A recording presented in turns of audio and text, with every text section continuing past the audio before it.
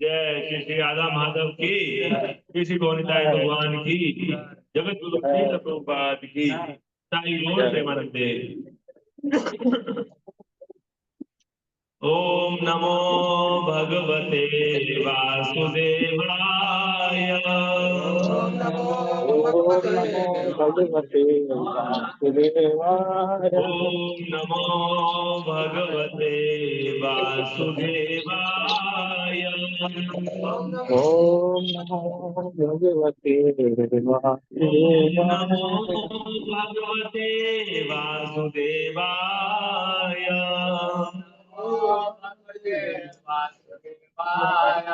नारायणं नमस्कृत्य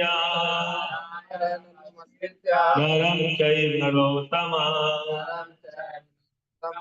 देवीं सरस्वतीं व्यासं ततो जयमुदीरये। नश्च प्रायेषु भद्रेषु नित्यं भागवत सेवया भगवते उत्तम श्लोके भगवती नैष्ठकी। कृष्णाय वासुदेवाय देवकी नंदनाय च नंदगोकुमाराय गोविंदाय नमो नमः। तो ग्रंथ श्रीमद् भागवतम स्कंद 4 अध्याय नंबर 28 श्लोक संख्या 17 नंबर श्लोक पढ़ेंगे हम। अहम ममेति स्वकीर्त्य गृहेषु कुमतिर्गृही दध्यो प्रमदयादीनो विप्रयोग उपस्थिते। अहम ममेति स्वकीर्त्य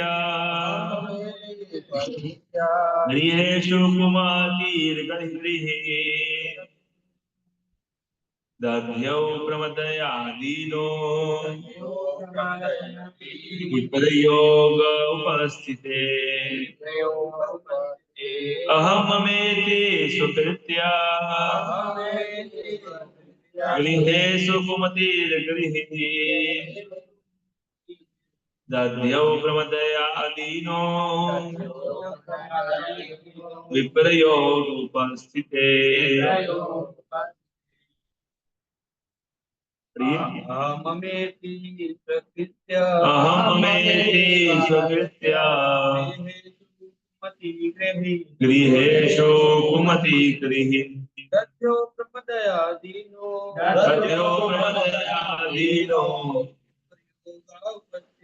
विप्रयोगोपस्थिते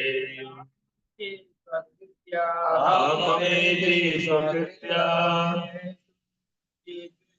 गृहेषु कुमति गृहि दध्यौ प्रमदयादीनो विप्रयोगोपस्थिते अहमेति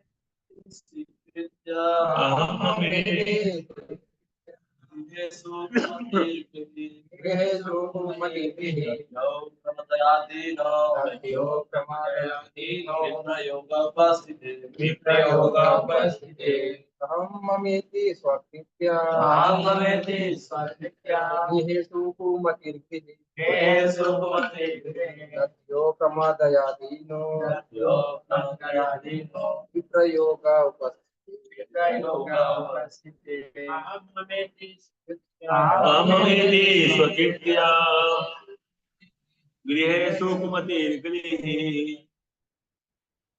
दध्यौ प्रमदयादीनो दध्यौ। हाँ, आगे पढ़िए माता जी। अहमेति स्वीकृत्य गृहेषु कुमति गृहि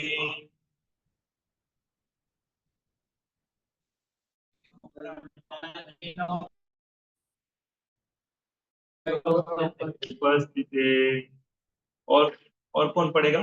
ऑनलाइन भी पढ़ेगा? अहमेति स्वीकृत्य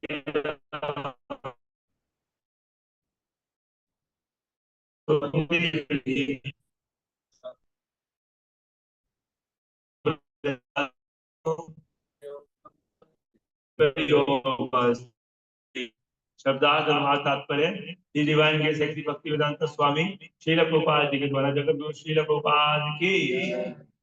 तो इसका शब्दार्थ अहम मैं, मम मेरा, इति इस प्रकार, स्वीकृत्य स्वीकार करके, गृहेषु घर में, सुमति दुर्बुद्धि, गृही गृहस्थ, दध्यौ ध्यान दिया, प्रमदया अपनी पत्नी सहित, दीनः अत्यंत निर्धन, विप्रयोगे जब वियोग, उपस्थिते उपस्थित हुआ।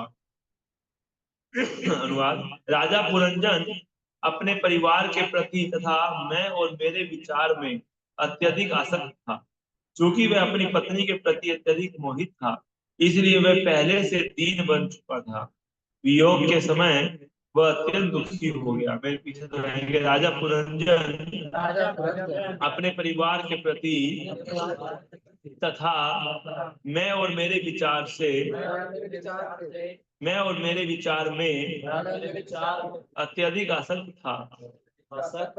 चूंकि वह अपनी पत्नी के प्रति अत्यधिक मोहित था, इसलिए वह पहले से दीन बन चुका था।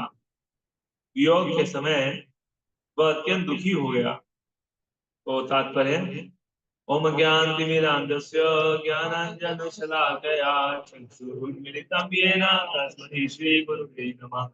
हे चैतन्यमनोभीष्टं स्थापितं येन भूतले स्वयंरूपकदा मह्यं ददाति स्वपदान्तिकम्।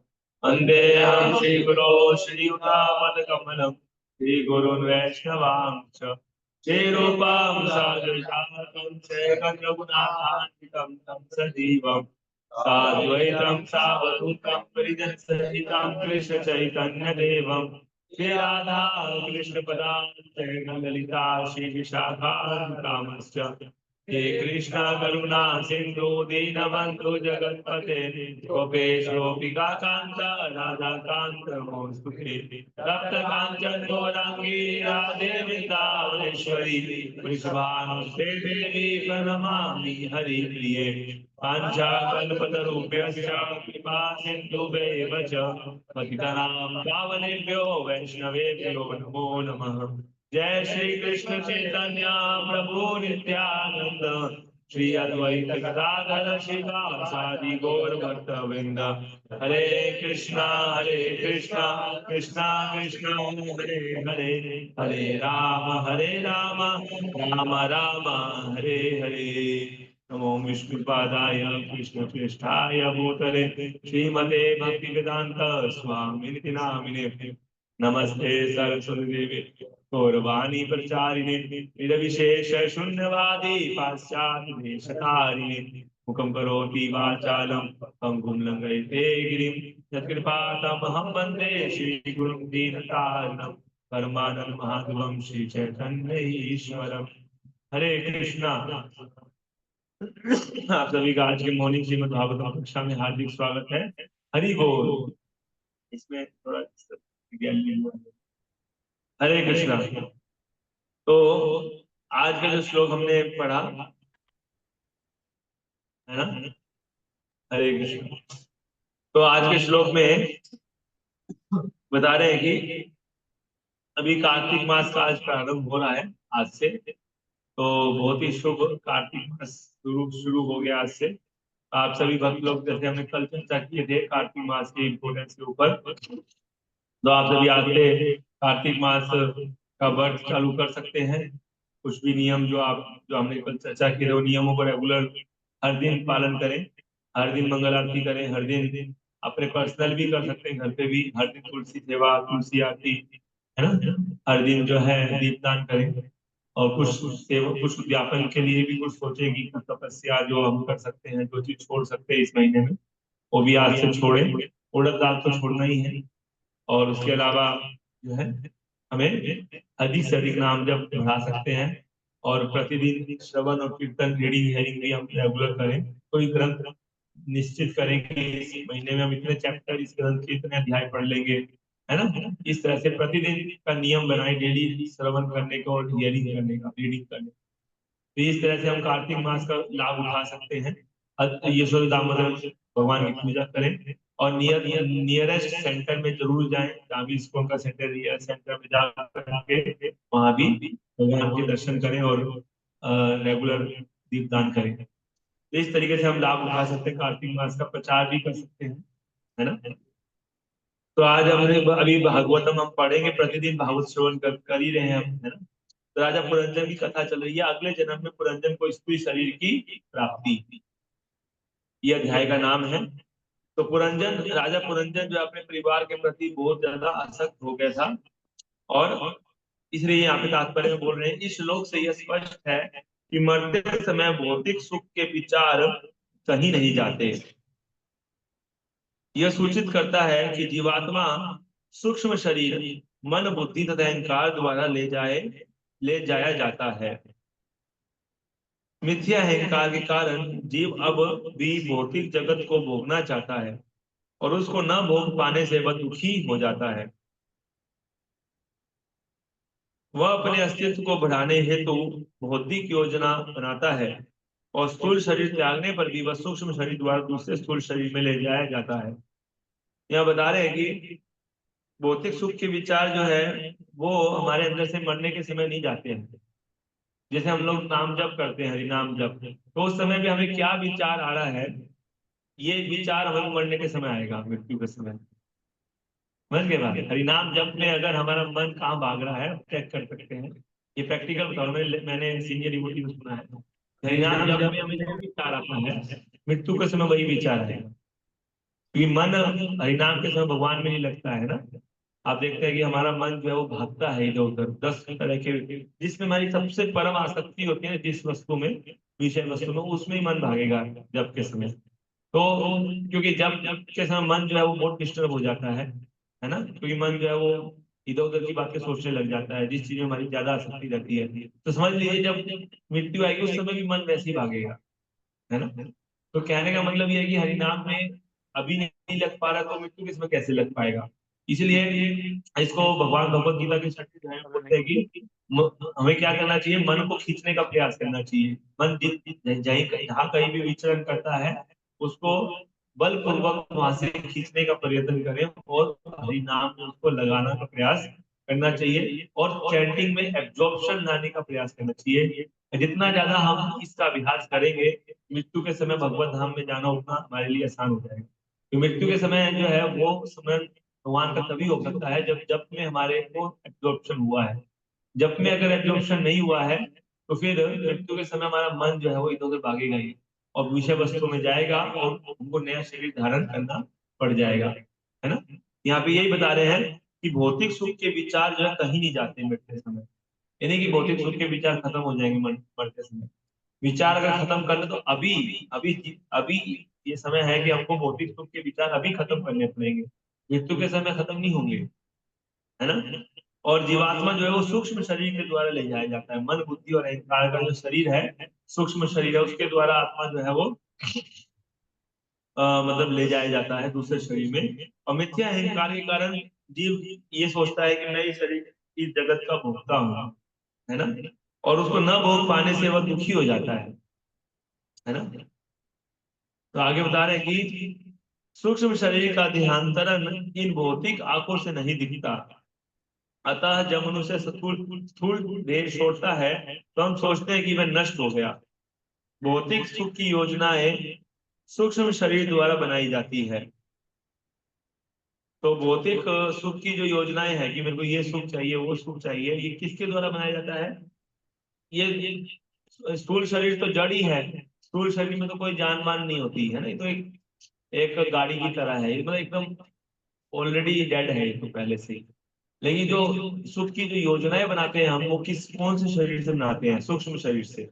मन बुद्धि अहंकार का जो सूक्ष्म शरीर है उससे योजनाएं बनाते हैं हम, मेरे को ये सुख चाहिए, ये भोगना है, वो भोगना है। इस प्रकार की अनेक प्रकार की जो अपनी प्लानिंग करते हैं हम, वो केवल सूक्ष्म शरीर से करते हैं। स्थूल शरीर का उसमें कोई योगदान नहीं है ना। तो स्थूल शरीर तो उनको भोगने का साधन मात्र है। स्थूल शरीर क्या है, भोगने के लिए केवल साधन मात्र है केवल। लेकिन वास्तव में वो जो है ये सारी योजना तो सूक्ष्म शरीर के द्वारा बनाई जाती है। इस प्रकार स्थूल देह की उपमा पत्नी से दी जा सकती है। स्थूल देह की उपमा किससे दी जा सकती है, पत्नी से। क्योंकि पत्नी ही वह साधन है जो इंद्रिय तृप्ति की सारी सामग्री प्रस्तुत करती है। स्थूल शरीर से दीर्घकालीन संगति के कारण जीव को इससे विछुड़ते हुए दुख होता है। स्थूल शरीर से जो हमारी दीर्घकालीन आसक्ति है, दीर्घकालीन इसका संगति है इस स्थूल शरीर से, है ना। क्योंकि हमने हर एक जन्म में हमको ये स्थूल शरीर मिलता है, तो स्थूल शरीर में हमको आसक्ति हो गई है, क्योंकि अनेक जन्मों से इस स्थूल शरीर को हम अपन प्राप्त कर रहे हैं। कभी कुत्ता, कभी बिल्ली, कभी सुअर, कभी पशु, कभी पक्षी, है ना। अनेक प्रकार के स्थूल शरीर जो है हम प्राप्त करते आ रहे हैं। तो इसलिए स्थूल शरीर से हमारी आसक्ति हो गई है। इस आसक्ति इसलिए इससे बिछुड़ते हुए हमको क्या होता है, दुख होता है स्थूल शरीर से बिछुड़ते हुए। जीव की मानसिक क्रियाशीलता उसे दूसरा स्थूल शरीर धारण करने हेतु बाध्य करती है ना। तो हमको हमेशा जो है ना ये अभ्यास करना चाहिए कि मैं ये शरीर नहीं हूँ, I am not this body, मैं ये शरीर नहीं हूँ। ऐसा है ना, हमेशा हमको इस तरह का हमें चिंतन करना चाहिए। हमेशा ऐसा ऐसा हमको हमेशा क्या करना चाहिए, चिंतन करना चाहिए कि मेरे शरीर से अलग देखना चाहिए हमें अपने आप को। जितना ज्यादा हम अपने आप को इस शरीर से अलग देखेंगे उतना ही ज्यादा हम इस शरीर के प्रति आसक्ति से जो है अलग हो जाएंगे, शरीर के प्रति आसक्ति नहीं रहेगी हमारी, है ना। हमें ये विचार करना चाहिए हमें शरीर नहीं है, कैसे हम ये शरीर नहीं है, कैसे हम आत्मा है ना, कैसे हम भगवान के दास हैं, नित्य दास हैं। तो इस तरह से हम अपने शरीर से अपने को अलग देखना चाहिए। हमें हमेशा बोलना चाहिए, अगर जैसे मान लीजिए हमें थकान हो रही है तो ऐसे नहीं बोलना चाहिए कि मैं थक गया हूँ, ऐसा बोलना चाहिए मेरा शरीर थक गया है। समझ के बात को? अपने वर्डिंग में ही हमको अपने आप को शरीर से अलग कर लेना चाहिए, है ना। तो मेरा शरीर थक गया है, क्योंकि मैं कभी नहीं थकता, समझ गए। आत्मा कभी थकती नहीं है। क्या थकता है? शरीर थकता है। मेरा शरीर थक गया है ना। तो इस तरीके से हमें बोलना चाहिए। तो हमें अपने आप को शरीर से अलग करके वर्डिंग यूज करने चाहिए, है ना। जैसे मेरे मुझे गुस्सा आ रहा है, ऐसा बोलते हैं हमें ना। ऐसे नहीं बोले मुझे गुस्सा आ रहा है, मेरे मन को गुस्सा आ रहा है। ये हमें गुस्सा कभी नहीं आता। गुस्सा किसको आता है? मन को आता है ना। तो इस तरह से बोलना चाहिए, है ना। तो हमेशा अपने आप को मन से भी अलग करिए और शरीर से भी अलग कीजिए वर्डिंग्स में, इस प्रकार से, है ना। तो ऐसे हम अपने आप को स्थूल शरीर से अलग करने का एक अभ्यास हमें हो जाएगा, है ना। तो स्त्री संस्कृत भाषा का शब्द है जिसका अर्थ है विस्तार। स्त्री जो है संस्कृत भाषा का शब्द है और इसका अर्थ क्या है? विस्तार। स्त्री के माध्यम से ही मनुष्य पुत्र पुत्रियां पौत्र इत्यादि के रूप में अपना विस्तार करता है। मृत्यु के समय परिवार के सदस्यों के प्रति आसक्ति प्रखर हो जाती है। प्राय यह देखा जाता है कि मृत्यु के निकट आने पर मनुष्य अपने प्रिय पुत्र को बुलाकर उस पर अपनी पत्नी तथा अन्य सास समाज की रक्षा का भार डाल देता है और कहता है, मेरे बेटे, मैं जाने को बाध्य हूँ, तुम परिवार की देखभाल करना। इस तरीके से जो है वो अपने बेटे के ऊपर अपने परिवार का पूरा मतलब भार डालता है। वो आसक्ति, उसको आसक्ति है, मेरे परिवार का देखभाल कौन करेगा, ऐसे उसको आसक्ति हो जाती है ना। इसलिए वह अपने गंतव्य को न जानते हुए भी इस प्रकार कहता है। उसको नहीं पता कि मैं किधर जा रहा हूँ, लेकिन वो को ये चिंता रहती है कि मेरा परिवार का क्या होगा मेरे पीछे। समझ के बाद ये चिंता रहती है मेरे परिवार का मेरे जाने के बाद क्या हाल होगा। तो ये चिंता नहीं रहती कि मैं किधर जा रहा हूँ, है ना। अपने गंतव्य को नहीं जानता वो, है ना, और फिर भी वो इस प्रकार कहता है हमें। लेकिन भक्त को अपना गंतव्य पता है कि मेरे को कहाँ जाना है, भगवत धाम। तो त्यक्त्वा देहं पुनर्जन्म नयति महामिति सो अर्जुन। तो भगवान के धाम जाना है। इसलिए भक्त जो है वो कभी भी देह और दैहिक वस्तुओं में आसक्त नहीं होता है। देह से संबंधित जो वस्तु है वो उसमें आसक्त नहीं होता है ना। तो भागवतम में एक श्लोक आता है कि अ, जो व्यक्ति, है ना, वो श्लोक पूरा याद नहीं मुझे। तो वो बताते हैं, उस श्लोक में बताया कि अगर हम अपने शरीर को, ये जो जड़ की धातु का बना हुआ कफ वात से बना हुआ ये शरीर है, अगर हम इसको अपने स्वयं का मानते हैं कि ये शरीर मेरा है ना, और हम ये मानते हैं कि शरीर से संबंधित जो लोग हैं वो मेरे अपने हैं, ऐसा समझते हैं अगर हम, है ना। और यदि हम अपनी जन्म भूमि को पूज्य मानते हैं, ठीक है, और यदि हम तीर्थ स्थान की यात्रा करते हैं केवल वहां पर स्नान करने के लिए, और वहां पे हरि जो वैष्णव है या जो वहां पे संत जन उनसे श्रवण करने के लिए नहीं जाते बल्कि केवल स्नान करने के लिए जाते हैं तीर्थ स्थानों में, तो ऐसे व्यक्ति को गधा बताया गया संस्कृत में। ऐसा एक गोखरा, गोखरा का मतलब होता है कि गाय और गधा के तुल्य है उस व्यक्ति, है ना। तो पशु है, मतलब कहने का अर्थ ये है। तो पशु बुद्धि है। क्या पशु बुद्धि है? कि स्वयं को शरीर मानना और शरीर से संबंधित जितने जीव हैं हमारे परिवार के लोग उसको अपना मानना कि मैं मेरे ये परिवार मेरा है, ये मेरी पत्नी है, मेरे बच्चे, ये मेरे ये मेरे परिवार के परिजन, ये मेरे मेरे हैं, ऐसा मानना ये पशु बुद्धि है। और साथ साथ तीर्थ स्थान का भ्रमण करना केवल स्नान करने के लिए, वहाँ पे श्रवण ना करना जाकर के संतोष है ना। और अपने जन्मभूमि को पूज्य मानना कि मैं ये जन्म मेरा भारतीय हूँ, मैं हिंदुस्तानी हूँ, मैं भारतीय हूँ, ऐसे सोचना। अपने जन्मभूमि को पूज्य मानना, है ना। तो इस तरह से वो पशु पशु बुद्धि बताया गया हमको भागवतम में इसको। तो यहाँ पे बता रहे हैं, राजा पुरंजन अत्यंत चिंतित होकर सोचने लगा। पुरंजन जो है वो क्या सोच रहा है, देखिए, हाय, मेरी पत्नी इतने सारे बच्चों से परेशान होगी। जब मैं यह शरीर छोड़ दूंगा तो यह किस प्रकार परिवार के इन सभी सदस्यों का पालन करेगी। हाय, वह परिवार पालन के विचार से अत्यधिक कष्ट उठा पाएगी। इस तरह से जो है ना वो पत्नी के विषय में सोच रहा था। बैटरी कम हो गया, 10% रह गया। तो वह परिवार के पालन के विचार से अत्यधिक कष्ट पाएगी, है ना। तात्पर्य अपनी पत्नी के विषय में उसके इतने सारे विचार यह सूचित करते हैं कि राजा स्त्री के विचार में कितना निमग्न था। मतलब कि मरते समय एक गृहस्थ के लिए विशेष बताया गया है ना, कि गृहस्थ को कैसे नहीं करना चाहिए, उसको कितना सावधान रहना चाहिए, वो चीज बता रखी है। कि कोई अपनी पत्नी के बारे में सोच रहा है कि अपनी पत्नी मेरी कैसे मेरे बच्चों का पालन पोषण करेगी, कैसे वो परिवार का पालन सदस्यों का पालन करेगी, है ना। तो अपनी पत्नी के विषय में उसके इतने सारे विचार ये सूचित करते हैं कि राजा स्त्री के विचार में कितना निमग्न था। सामान्यतः पति परायण स्त्री अत्यंत आज्ञाकारिणी पत्नी होती है। पति परायण जो स्त्री होती है वो अत्यंत आज्ञाकारिणी पत्नी होती है। इससे पति अपनी पत्नी के प्रति आकृष्ट होता है और मृत्यु के समय में अपनी पत्नी के विषय में बहुत अधिक सोचता है। जितना ज्यादा पत्नी आज्ञाकारिणी होती है उतना ज्यादा जो है मृत्यु के समय पति जो अपनी पत्नी के बारे में ज्यादा सोचता है, क्योंकि उससे आसक्त हो जाता है। तो श्रील प्रभुपाद जी को अपनी पत्नी जो है वो अच्छी लगती थी, सुंदर नहीं लगती थी। जब प्रभुपाद जी का विवाह हुआ, उनके पिताजी ने विवाह किया, तो प्रभुपाद जी को अपनी पत्नी अच्छी नहीं लगी, सुंदर नहीं लगी। तो प्रभुपाद जी ने अपने पिताजी से बोला कि मैं इसे विवाह नहीं करना चाहता हूँ, सुंदर नहीं लग रही है मेरे को, है ना, अच्छा नहीं है। तो प्रभुपाद जी को पिताजी ने बोला कि देखो बेटा, अच्छी बात है, पत्नी तुमको सुंदर नहीं लग रही है, बाद में तुम जब तुम्हें वानप्रस्थ लेना पड़ेगा तो आसान हो जाएगा तुम्हारे लिए।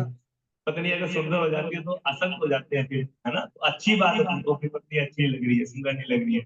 तो ये बात जो है वो प्रभुपाद जी को उस समय अच्छी लगी। प्रभुपाद जी बता रहे हैं, लीलामृत में लिखे हैं ना, लीलामृत में ये चीज कि प्रभुपाद जी को उस समय अच्छा ही लगा अपने पिताजी का सुझाव। लेकिन बाद में जब रियलाइजेशन, जब उन्होंने अपनी पत्नी को छोड़ा, टी और मी, है ना, तुम्हें चाय चाहिए या मैं चाहिए, तो प्रभुपाद जी ने बोला, उसने बोला चाय, प्रभुपाद ने छोड़ दिया। प्रभुपाद जी को बात में याद है कि मेरे पिताजी ने बिल्कुल सही बोला था कि अगर मेरी पत्नी से मेरे आसक्ति होती तो फिर मैं घर नहीं छोड़ पाता, है ना? तो इस प्रकार से बताया जा रहा है यहाँ पे कि अगर पत्नी अत्यंत आज्ञाकारिणी होती है तो फिर क्या होता है, वो एक प्रकार का खतरा है पति के लिए, है ना। उसको क्या खतरा है कि वो उससे आसक्त हो जाएगा, और आसक्त होने से फिर क्या होगा, वो अपनी पत्नी के बारे में बहुत सोचेगा, उसको मतलब, है ना, इससे सावधान रहना चाहिए। ये बता रहे हैं यह अत्यंत खतरनाक स्थिति है, प्रभुपाद जी कह रहे हैं। क्या बोले, बहुत खतरनाक स्थिति है। वो बोले कि अरे भाई, ये भागवत तो भैया इस्कॉन के डिवोटीज तो जो है बहुत ज्यादा फैनेटिक लोग हैं, सब बोलेंगे लोग, ऐसा सुनेंगे तो, है ना। ये भागवत ग्रंथ देख कोई कॉम्प्रोमाइज नहीं करता है, इसमें रियल एज इट इज जो चीज है ना वो बताई गई है भागवतम में, है ना, कि आज्ञाकारिणी पत्नी होना खतरा है। तो बहुत ज्यादा आज्ञाकारिणी पत्नी अगर है तो बहुत बड़ा खतरा भी बन सकती है। क्यों? क्योंकि आप मनुष्य की इसमें क्या हो जाएगी, आसक्ति हो जाएगी। इसे बता रहे हैं कि यह अत्यंत खतरनाक स्थिति है, जैसा कि राजा पुरंजन के जीवन से स्पष्ट है। यदि मृत्यु के समय कोई भगवान कृष्ण की बजाय अपनी स्त्री के विषय में सोचता है तो वह निश्चय ही श्री भगवान के धाम वापस नहीं जा सकता, अपितु उसे स्त्री का शरीर धारण करके भौतिक जीवन का नया प्रकरण प्रारंभ करना पड़ता है। नया चैप्टर शुरू करना पड़ेगा भौतिक जीवन का उसको, है ना। नया प्रकरण भौतिक जीवन का प्रारंभ करना पड़ता है अगर वो भगवान के धाम वापस नहीं जा पाएगा। अगर वो कृष्ण का स्मरण करने की बजाय अपनी पत्नी का स्मरण करेगा तो वो होगा ही होगा, वो तो नेचुरल है। क्यों? क्योंकि उसकी पत्नी उसकी आज्ञाकारी नहीं। इसी तरह से कोई अगर अपने फॉलोवर्स, कोई फॉलोवर के पीछे अगर पड़ जाते हैं, प्रचारक है ब्रह्मचारी, कोई फॉलोवर्स के पीछे पड़ जाता है ना, कोई अपने फॉलोवर्स के प्रति आसक्ति होगी उसकी बहुत ज्यादा, मृत्यु के समय फॉलोवर्स को का वो चिंतन कर रहा है तो उसको भी भगवत प्राप्ति नहीं होगी। वो भी फिर जो है फंस जाएगा, दोबारा भौतिक संसार में जन्म लेगा, वो भी इसी संसार में जन्म करेगा। तो इसलिए पत्नी और फॉलोवर्स वो भी एक समान है दोनों। ब्रह्मचारी के लिए फॉलोवर्स और गृहस्थ के लिए पत्नी, दोनों। पत्नी के लिए पति को अपोजिट हम सोच सकते हैं, पत्नी के लिए पति, है ना। लेकिन पत्नी अगर पति के प्रति आसक्त होती है तो उसके लिए, और पति अगर भगवत भक्ति कर रहा है तो पत्नी के लिए अच्छा है, क्योंकि उससे क्या होगा, पत्नी भगवत धाम चली जाएगी। अगर अगर पत्नी पति का चिंतन करती है और पति भगवान का भक्त है ना, और प्रमाणिक तरीके से भक्ति कर रहा है तो पत्नी को फायदा होगा। क्यों? क्योंकि पत्नी वहां जाएगी जहाँ पति जाएगा, क्योंकि वो आज्ञाकारी नहीं है पत्नी तो, और पत्नी पतिव्रता है, इसलिए वो जाएगी जहाँ पति जाएगा वहां। लेकिन अगर पति पत्नी के प्रति आसक्त हो जाए, वो भले ही भक्त हो, लेकिन अब वो आसक्त हो गया पत्नी के प्रति भौतिक रूप से, भौतिक दृष्टि से, है ना, तो फिर वो उसको शरीर ध्यान करना पड़ेगा, भौतिक जीवन नया प्रकरण प्रारंभ करना पड़ेगा उसको। पत्नी भगवत चली जाएगी, फिर पत्नी तो आसक्त नहीं होती है भौतिक रूप से, है ना। पत्नी ज्यादा चांस किसके लिए खतरा रहता है, पति के लिए ज्यादा खतरा रहता है, इसलिए भागवत में उसके के लिए ज्यादा बताया गया है ना। तो यहाँ पे ये चीज है।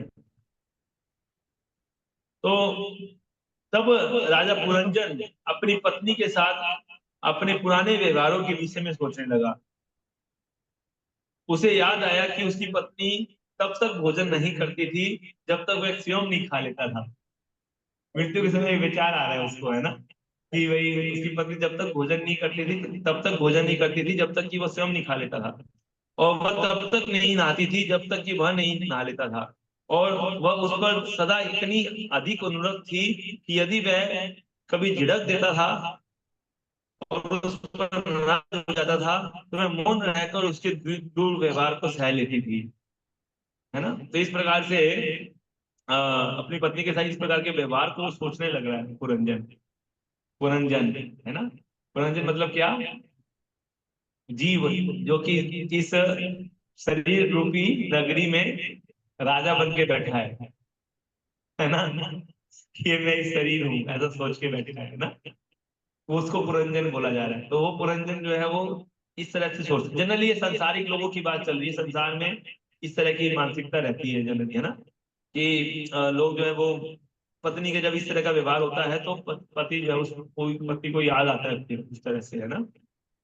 तात्पर्य, पत्नी को अपने पति के प्रति सदैव विनम्र रहना चाहिए। विनम्रता, सदाचार, सेवा भाव पत्नी के ऐसे गुण हैं जिससे पति उसके प्रति अत्यंत भावुक रहता है। विनम्रता, सदाचार और सेवा भाव, ये पारिवारिक जीवन में पति का पत्नी पर अनुरक्त रहना हितकर होता है, किंतु आध्यात्मिक विकास के लिए यह अधिक उपयुक्त नहीं होता। पारिवारिक जीवन के लिए प्रभुपाद जी लिख रहे हैं कि पति का पत्नी पर अनुरक्त रहना वो हितकर है पारिवारिक जीवन के लिए, लेकिन आध्यात्मिक विकास के लिए अधिक उपयुक्त नहीं है। अतः घर घर में कृष्ण भक्ति की नींव पड़नी चाहिए। यदि कृष्ण भक्ति में पति तथा पत्नी एक दूसरे पर अनुरक्त है तो वे दोनों लाभ उठा सकते हैं, क्योंकि भगवान श्री कृष्ण ही उनके अस्तित्व के केंद्र बिंदु है। अगर पति पत्नी दोनों भक्त हो तो प्रभुपाद जी कह रहे हैं कि वो अगर एक दूसरे के प्रति अनुरक्त है तो फिर लाभ उठा सकते हैं, क्योंकि उनके केंद्र बिंदु कौन है, कृष्ण, ये जरूरी है। पत्नी के भी केंद्र बिंदु कौन होने चाहिए, कृष्ण होने चाहिए, और पत्नी और पति के भी केंद्र बिंदु कृष्ण होने चाहिए। तब फिर अनुरक्ति जो होती है वो शरीर के धरातल पे नहीं होती है बल्कि आत्मा के धरातल पे होती है। समझ गए आप। जो अनुरक्ति है, जैसे कि एक ब्रह्मचारी को अपने माता पिता के प्रति अनुरक्ति है, लेकिन माता पिता अगर भक्त है, उनके जीवन के भी केंद्र बिंदु कृष्ण है, और एक भक्त के भी, ब्रह्मचारी के भी जीवन के केंद्र बिंदु कृष्ण है, तो वो ब्रह्मचारी अगर माता पिता के प्रति अनुरक्त है तो वो दोनों, उसमें दिक्कत नहीं आएगी। क्यों, कि दोनों के केंद्र बिंदु कृष्ण है। लेकिन अगर माता पिता के केंद्र बिंदु अगर संसारी संसार है और हमारे केंद्र बिंदु जो है कृष्ण है, लेकिन हम माता पिता से अनुरक्त है, तो फिर हमारे को प्रॉब्लम आएगी आध्यात्मिक जीवन में। यानी कि अगर जिसके प्रति अनुरक्ति होती है उसकी, उसका भी केंद्र बिंदु क्या होना चाहिए, कृष्ण ही होनी चाहिए। तब वो अनुरक्ति क्या होती है, आध्यात्मिक होती है। समझ गए आप। नहीं तो फिर क्या होता है, वहां पे एक तरफ अगर नहीं होता अनुरक्ति भगवान से तो फिर प्रॉब्लम आ सकती है अपने जीवन में, है ना। तो इस तरह से यहाँ पे बता रहे हैं कि पारिवारिक जीवन में पति का पति पर अनुरक्त रहना हितकर होता है, लेकिन तो आध्यात्मिक विकास के लिए यह अधिक उपयुक्त नहीं होता। अतः घर घर में कृष्ण भक्ति की नींव पड़नी चाहिए। यदि कृष्ण भक्ति में पति और पत्नी एक दूसरे पर अनुरक्त हैं तो वे दोनों लाभ उठा सकते हैं, क्योंकि भगवान श्री कृष्ण ही उनके अस्तित्व के केंद्र बिंदु हैं। अन्यथा यदि पति अपने पत्नी के प्रति अधिक आसक्त रहता है तो अगले जन्म में वह स्त्री बनता है। अगर अगर केंद्र बिंदु कृष्ण नहीं है और अगर पति अपनी पत्नी पर अत्यधिक आसक्त हो जाएगा तो वो अगले जन्म में क्या बनेगा, स्त्री बनेगा। इस प्रकार पति पर अत्यधिक आसक्त होने से स्त्री को अगले जन्म में पुरुष बनना होता है, और अगर स्त्री अगर पति पर आसक्त हो जाएगी तो अगले जन्म में क्या बनेगी, पुरुष बनेगा। निस्संदेह पुरुष बनना स्त्री के हित में है, किंतु पुरुष के लिए स्त्री बनना तनिक भी लाभप्रद नहीं है। इसलिए अगर स्त्री अगर पति के प्रति आसक्त हो जाएगी तो वो अगले जन्म में क्या बनेगी? पुरुष बनेगी। और अगर पुरुष स्त्री के प्रति आसक्त हो जाए तो अगले जन्म में क्या बनेगा? स्त्री बनेगा। तो प्रभुपाद जी कह रहे हैं कि स्त्री के लिए पुरुष बनना अच्छा है, हित है, लेकिन पुरुष का स्त्री बनना हित नहीं है ना, लाभकारी नहीं है। तो राजा पुरंजन सोचता रहा कि उसके मोहग्रस्त होने पर किस तरह उसकी पत्नी उसे अच्छी सलाह देती थी और उसके घर से बाहर चले जाने पर वह कितनी दुखी हो जाती थी। यद्यपि वह अनेक पुत्रों एवं वीरों की माता थी, तो भी राजा को डर था कि वह गृहस्थी का भार नहीं ढो सकेगी। तो राजा मृत्यु के समय राजा पुरंजन अपनी पत्नी के विषय में सोच रहा था। यह दूसरी चेतना कहलाती है, जैसा कि भगवान श्री कृष्ण ने भगवत गीता में बतलाया है। ममैवांसो जीवलोके जीवभूत सनातनः मनसष्टानि इंद्रियाणि प्रकृति स्थानि कर्षति। इस भद जगत में जितने जीव हैं वे मेरे शाश्वत अंश हैं। भद जीवन के कारण वे मन समेत 6 इंद्रियों द्वारा अत्यधिक श्रम में लगे हुए हैं। भगवान ने क्लियर बोला कि सारे जीव मेरे अंश हैं, है ना। सर्व योनिषु कौन्तेय मूर्त्य संभवन्ति याः तासां ब्रह्म मद योनि अहम बीज प्रथम पिता।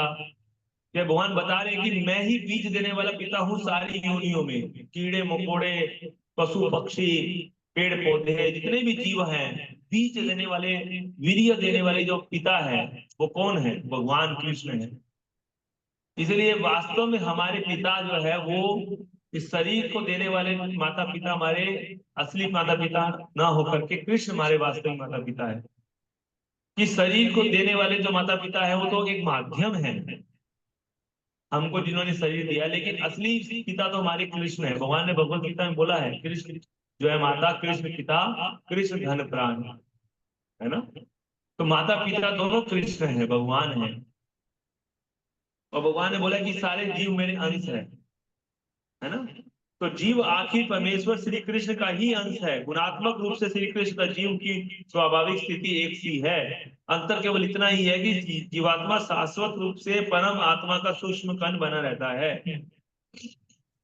मतलब आत्मा छोटा है और भगवान बड़े हैं, बस इतना ही फर्क है। गुणात्मक रूप से एक समान है कृष्ण से हम, है ना। इस बद्ध जीवन के संसार में परमात्मा का अंश या व्यक्तिगत जीवात्मा अपने दूषित मन और चेतना के कारण संघर्ष में लगा रहता है। तो बद्ध जीवन के संसार में जो हमारा जीवन चल रहा है, बद्ध जीवन चल रहा है। हमें से कितने लोग हैं जो बद्ध है? सभी बद्ध है ना, हम सभी बद्ध हैं, मुक्त नहीं है, मुक्त नहीं है हम सभी, बद्ध जीव हैं हम। क्या है? बद्ध जीव।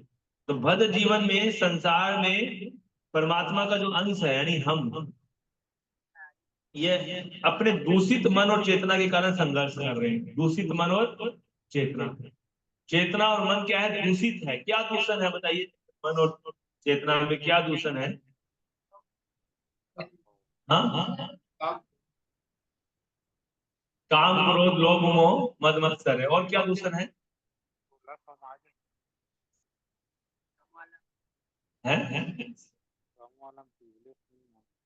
अहंकार में आ गया ना, जैसे मैं और मेरा, है ना।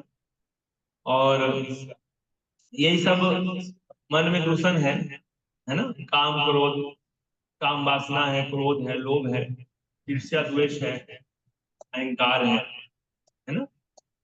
ये दूषण है। तो दूषण जो है वो मन के अंदर कितने समय से है? बहुत समय से, बद्ध जीवन में, है ना। सबसे बड़ा दूषण जो है हमें क्लियर होना चाहिए, काम क्रोध लोभ मोह मद मत्सर तो है ही, लेकिन भक्ति विनोद ठाकुर ने 4 प्रकार का दूषण बताया है। वो 4 प्रकार का दूषण आप में से कौन बता सकते हैं? कई बार मैंने चर्चा किया है, कौन कौन सा 4 प्रकार का दूषण बताया है, बताइए भक्ति विनोद ठाकुर ने।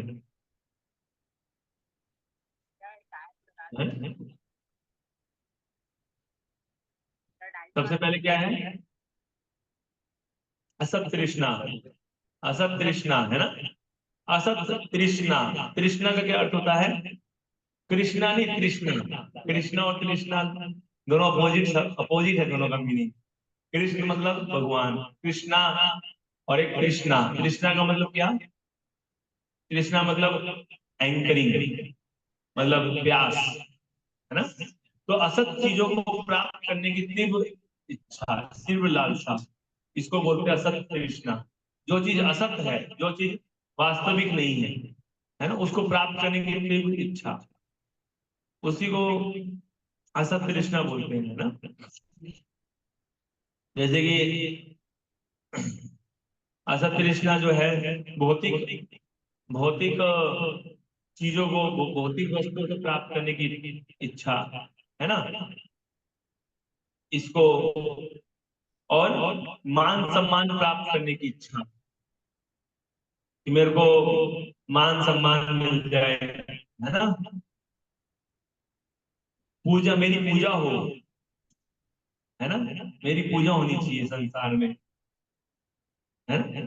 पूजा, लाभ, प्रतिष्ठा जिसको बोलते हैं ना, प्रतिष्ठा, पद प्रतिष्ठा प्राप्त करने की इच्छा, है ना। तो इसी को बोलते हैं पद प्रतिष्ठा। तो इच्छा जो है ये चार प्रकार की होती है ना, जो हमने चर्चा किया। कौन कौन सी इच्छा? असत तृष्णा, एक तो भौतिक वस्तु के प्रति प्राप्त करने की, दूसरा मान सम्मान प्राप्त करने की, तीसरा मान सम्मान के बाद पूजा प्राप्त करने की, और चौथा है प्रतिष्ठा प्राप्त करने की, पद प्रतिष्ठा प्राप्त करने की लालसा, है ना। वाला है। तो ये सब जो है आ, ये जो है यही सब असत तृष्णा है, यही दूसरा है हमारे मन के अंदर। सबसे पहला है ना, पूजा, लाभ, प्रतिष्ठा। और दूसरे प्रकार का जो हृदय दौर्बल्यम, अनर्थ जो है वो क्या है? हृदय दौर्बल्यम। ये भी चार प्रकार का होता है हृदय दौर्बल्यम भी। कौन कौन सा? हृदय दौर्बल्यम में सबसे पहला क्या है? मोह। मोह होना। जैसे अर्जुन को मोह हो गया था कि ये सारे परिवार के लोग मेरे अपने हैं और इनको मैं कैसे मारूं। इसे भगवान बोलते हैं कि शुद्रम हृदय दौर्बल्यम त्यक्तोत्तिष्ठ परंतप, कि तुम हे अर्जुन, इस शुद्ध हृदय की दुर्बलता को त्याग दो और खड़े होकर युद्ध करो, है ना। तो इस शुद्ध हृदय की दुर्बलता में मोह हो जाना। मोह हो जाना मतलब कि इल्यूजन जिसको बोलते हैं कि मैं और मेरा, है ना, ये मेरा है। ये पत्नी से धृतराष्ट्र को मोह हो गया था दुर्योधन से। 64 करोड़ लोग मारे गए, किसके कारण? धृतराष्ट्र के मोह के कारण। इतना विनाश हुआ मोह जनित, मोह के कारण, धृतराष्ट्र के मोह के कारण 64 करोड़ लोग कुरुक्षेत्र के युद्ध स्थल में मरे, है ना। तो मोह इतना विनाशकारी होता है। अब देखिए अगर कोई लीडर को मोह हो जाए, तब की बात बता रहा हूँ। कोई लीडर लीडर अगर मोह को प्राप्त है, जैसे आप कोई पति होता है, वो भी अपने परिवार का लीडर होता है ना। अगर वो मोह को प्राप्त है तो पूरा परिवार विनष्ट हो जाए। जैसे धृतराष्ट्र के मोह के कारण उसका पूरा परिवार नष्ट हो गया, और साथ साथ पूरा राज्य भी नष्ट हो गया। 64 करोड़ लोग मारे गए। इसी तरह से अगर परिवार का सबसे प्रमुख है सदस्य है, जो पति होता है या फिर तो सबसे बड़ा व्यक्ति होता है, तो वो मोह को प्राप्त है, तो उसकी पत्नी, उसके बच्चे और उसका पूरा खानदान, आने वाली सारी पीढ़ियां जो है वो विनष्ट हो जाएगी, जन्म मृत्यु के चक्र में पड़ी रहेगी। तो मोह जो है वो सबसे बड़ा ये हृदय दौर्बल्यम का पार्ट है, हृदय दौर्बल्यम। उसके बाद मोह और क्या, हृदय दौर्बल्यम में क्या आता है? ईर्ष्या, द्वेष। ये भी हृदय दौर्बल्यम, जब किसी से ईर्ष्या होती है ना, द्वेष होता है ना, तो वो भी हृदय दौर्बल्यम है ना। और हृदय दौर्बल्यम क्या है? काम वासना।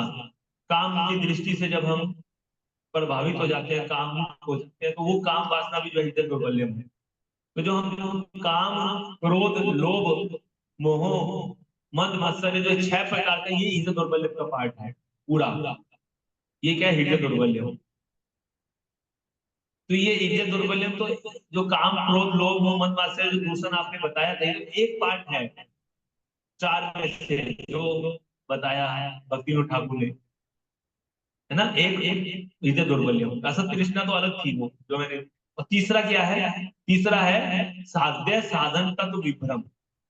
साध्य साधन तत्व विभ्रम, ये भी एक प्रकार का क्या है? मन में दूषण है। क्या दूषण है ये? कि हमको क्लियर नहीं है कि मैं कौन हूँ, भगवान कौन है, फिलोसफी क्लियर नहीं है हमको। ये बहुत बड़ा समस्या है। भगवान ने मनुष्य को बुद्धि क्यों दिया, 10 किलो का दिमाग सिर पे क्यों दिया है भगवान ने? हाईएस्ट इतना हायर इंटेलिजेंस क्यों दिया है? ताकि फिलोसफी हम क्लियर करें भगवत गीता पढ़ के। लेकिन लोग पढ़ते ही नहीं है, समझते नहीं है, इसलिए उसको क्लियर नहीं समझ में आ रहा मैं कौन हूँ, भगवान कौन है ना। और साधन साधन उसको साध्य वस्तु क्या है, लक्ष्य क्या है जीवन का, लोग को भ्रमित है लोग लक्ष्य को लेकर, जीवन के लक्ष्य को लेकर। किसी को लगता है कि मैं नौकरी प्राप्त कर लूं, आईएएस ऑफिसर बन जाऊं, मेरे जीवन का ये लक्ष्य है ना, मेरे को गाड़ी मिल जाए, बंगला मिल जाए, ये हो जाए। तो लोगों को लक्ष्य नहीं पता जीवन का लक्ष्य क्या है। इसलिए इसको बोलते हैं साध्य वस्तु के बारे में भ्रम है, विभ्रम है उसको साध्य वस्तु। और साध्य वस्तु तो है ही, और साथ में साधन का भी भ्रम है। अब किसी को पता चल जाएगा कि साध्य वस्तु चलो भगवान को प्राप्त करना है, लेकिन उसको ये नहीं पता कि भक्ति कैसे करनी है। उसको उसको भक्ति करने का प्रोसेस नहीं पता है। प्रोसेस के मामले में लोग भ्रमित हैं कि कैसे भक्ति किया जाए। लोग, कई लोग भक्ति करते हैं लेकिन वो भी भ्रमित रहते हैं। क्यों? उनको पता नहीं कि कैसे भक्ति करना है। अगरबत्ती घुमाएंगे 3 बार, लेकिन ये नहीं पता क्यों घुमा रहा हूँ अगरबत्ती। अगरबत्ती तो घुमाएंगे भगवान के सामने, लेकिन क्यों घुमा रहा हूँ ये नहीं पता है। भ्रमित है इस मामले में, है ना। लोग घुमा रहे तो मैं भी घुमा रहा हूँ, समझ के बात। क्या सोचते नहीं घुमाऊंगा तो नाराज ना हो जाए कहीं भगवान, समझ के बात। तो कहने का मतलब है कि लोगों को लक्ष्य नहीं पता, कारण नहीं पता है ना। तो लोग भ्रमित है, भक्ति का प्रोसेस, किस प्रोसेस से भक्ति करनी चाहिए, इस मामले में भ्रमित है। मैं कौन हूँ, भगवान कौन है, और प्रोसेस क्या है, और साध्य वस्तु क्या है, ये 4 भ्रम है। कौन मैं कौन हूँ ये भ्रम है लोगों को, भगवान कौन है ये भ्रम है। कोई सोचता है कि शिव जी भगवान है, कोई सोचता है कि गणेश जी भगवान है, कोई ये भगवान है, कोई अपने कोई किसी व्यक्ति को ही भगवान बना देता है। मेरे भगवान तो भैया नरेंद्र मोदी है। कई लोग मतलब अपने किसी को भी भगवान बना देते हैं। थोड़ा कोई जादू करके दिखा दिया उसको भगवान बना दिया, कोई गुरु को भगवान बना देते हैं।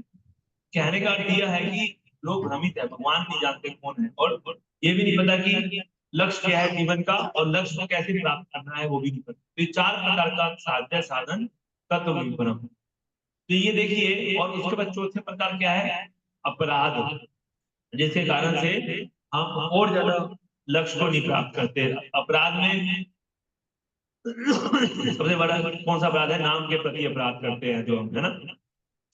नाम के प्रति अपराध करते हैं, वैष्णव के प्रति अपराध करते हैं, और जीव के प्रति अपराध करते हैं, और धाम के प्रति अपराध करते हैं, है ना। तो 4 प्रकार के ये अपराध है। तो 16 प्रकार के अनर्थ हो गए, और 16 प्रकार के अनर्थ खत्म करने के लिए 16 माला करते हैं, है ना। 16 माला क्यों करते हैं? 16 प्रकार के अनर्थ खत्म होने करने के लिए, है ना। अनेक चार जो अनर्थ है उसमें 4 कैटेगरी है ना।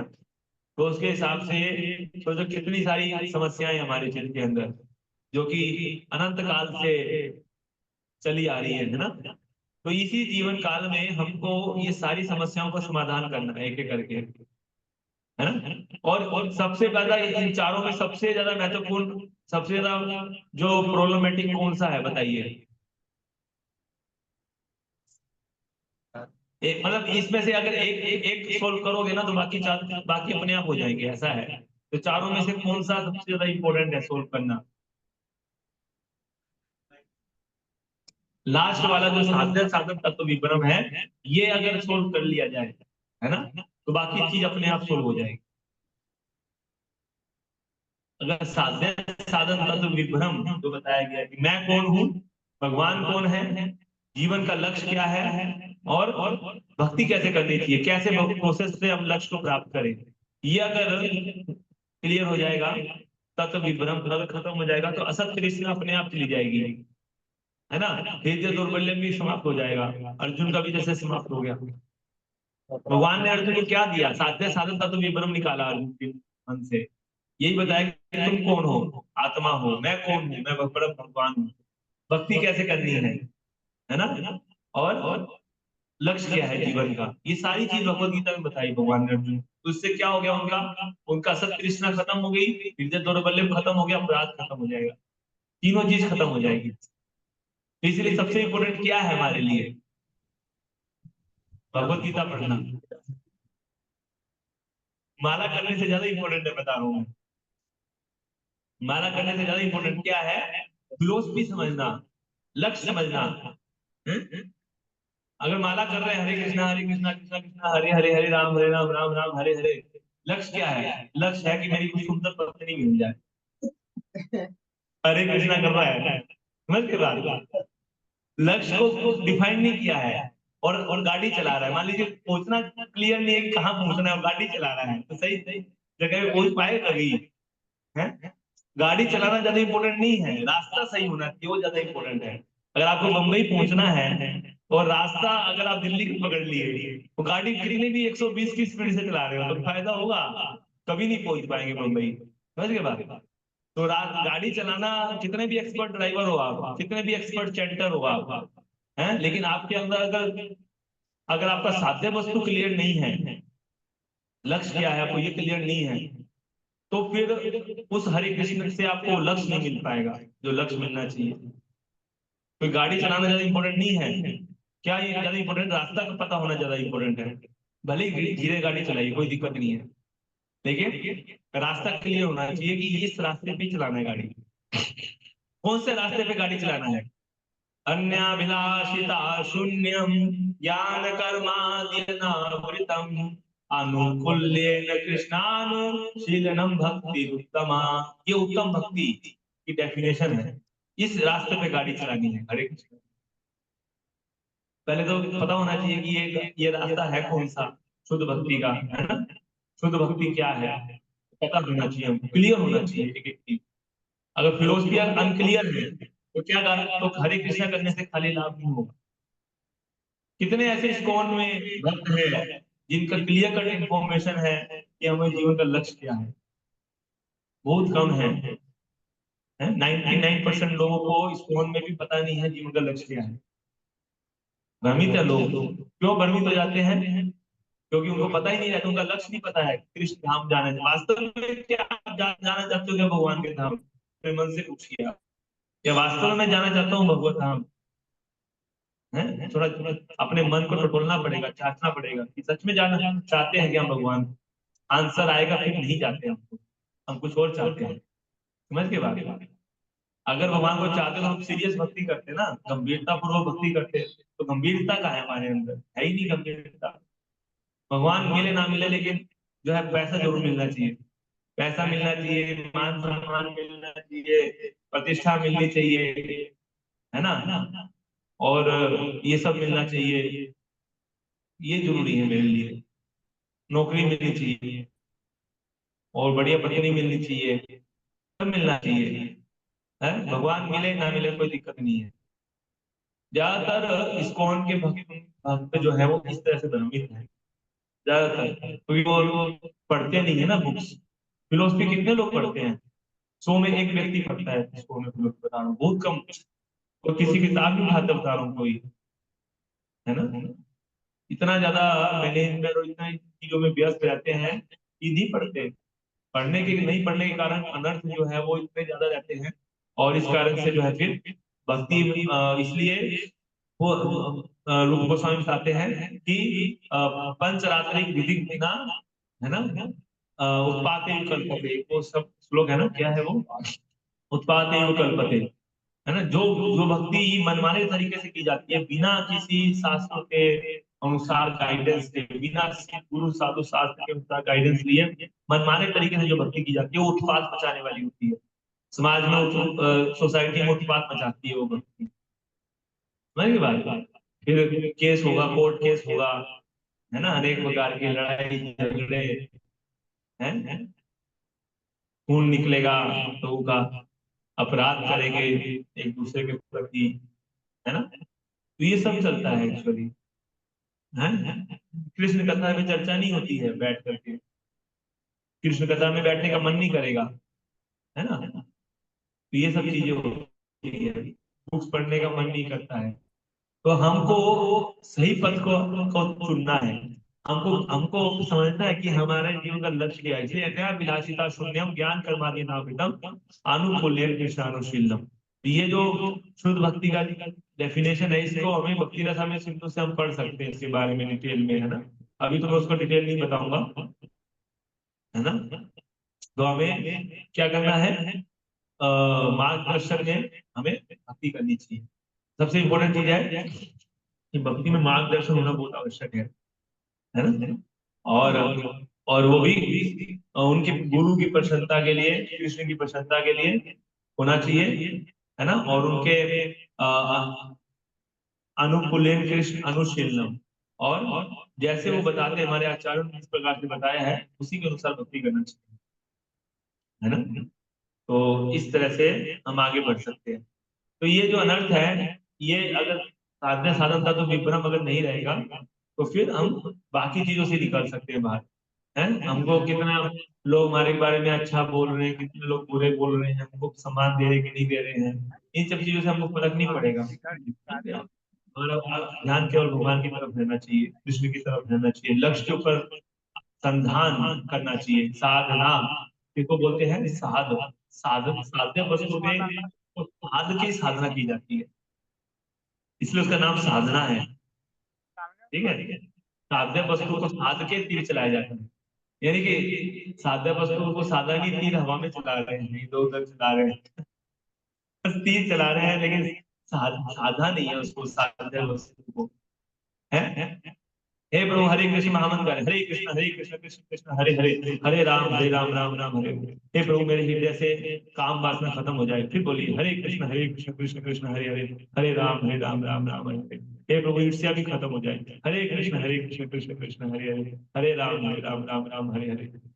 ऐसे एक एक एक एक चीज को साधो, पहले 16 को पकड़ पकड़ के, तो 16 चीज बताई, और उसके ऊपर सात सात के तीर चलाओ हरे कृष्णा का, फिर वो लगेगा जाके सही जगह पे, है? नहीं तो फिर हरे कृष्णा चल रहा है और मन घूम रहा है अपना, अब मन जो है वो अपना जो है बाग में घूम रहा है, उद्यान में, उद्यान में अच्छा अच्छा अच्छा सीनरी देख रहा है मन, है ना। अपना बढ़िया से प्लानिंग कर रहा है फ्यूचर के बारे में, और हरे कृष्णा भी चल रहा है, तो ऐसा थोड़ी हरे कृष्णा से कुछ फायदा है।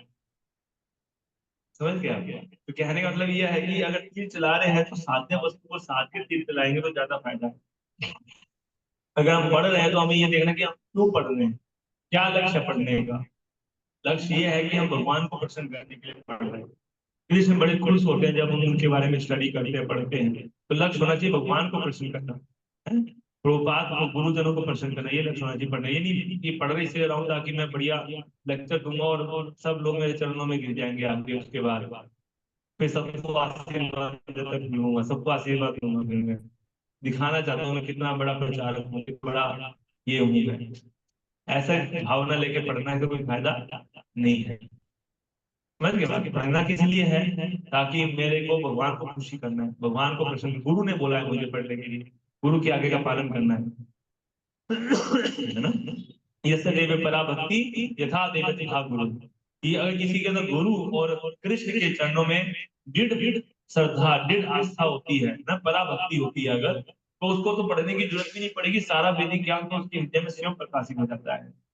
वहां भगवत गीता में बोलते हैं ना, हम अज्ञानम जम समह नाश्यामि आत्मभावस्तु ज्ञान दीपेन भास्कर, है ना। ये श्लोक है ना, भगवान भगवत गीता में बोलते हैं कि मैं ज्ञान के दीपक से उसके अंधकार को दूर करता हूँ।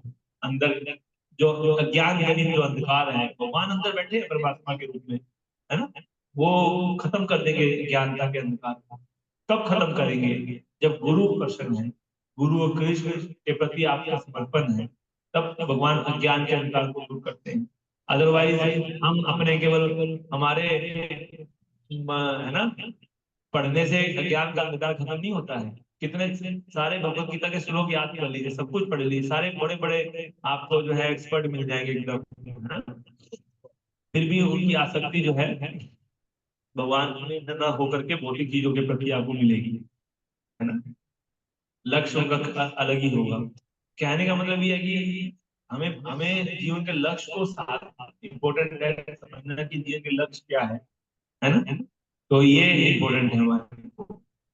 तो सही भावना से, सही तरीके से अगर हम भक्ति करेंगे ना, तो हमारे को जीवन का लक्ष्य मिल सकता है। इसे श्रीमद् भागवत पढ़ो, श्रीमद् भागवतम में प्रभुपाद जी ने सब कुछ दिया है, और गाइडेंस में पढ़ो भागवतम, है ना, समझते हुए प्रॉपर। जैसे अपन अभी चर्चा कर रहे हैं तो ये बहुत अच्छा तरीका है ऐसे चर्चा करने का भागवतम। यहाँ पे बता रहे हैं कि ये यही अनर्थ जो है वो क्या है कि दूषित मन और चेतना के कारण संघर्ष में लगा है हमारा मन। तो यही दूषण है हमारी चेतना में, यही हमारे मन में दूषण है ना। तो परमेश्वर का अंश होने से ये आशा की जाती है कि जीवात्मा भगवान श्री कृष्ण के विषय में सोचेगा, है ना। किंतु यहाँ पर हम देखते हैं कि जीव स्वरूप राजा पुरंजन केवल स्त्री के विषय में सोच रहा है। आशा क्या की जाती है कि किसके विषय में सोचेगा, भगवान के विषय में। लेकिन जीव रूपी पुरंजन किसके विषय में सोच रहा है, स्त्री के विषय में सोच रहा है। किसी इंद्रिय विषय में ऐसी मानसिक व्यस्तता के कारण ही, है ना, जीव को इस भौतिक संसार में जीवन संघर्ष करना पड़ता है। कि किसी इंद्रिय विषय में मानसिक व्यस्तता के कारण। इंद्रिय विषय कितने प्रकार के हैं, रूप, रस, गंध, शब्द और स्पर्श। ये 5 प्रकार के जो विषय है, ये क्या है, ये क्या है, ये विषय है।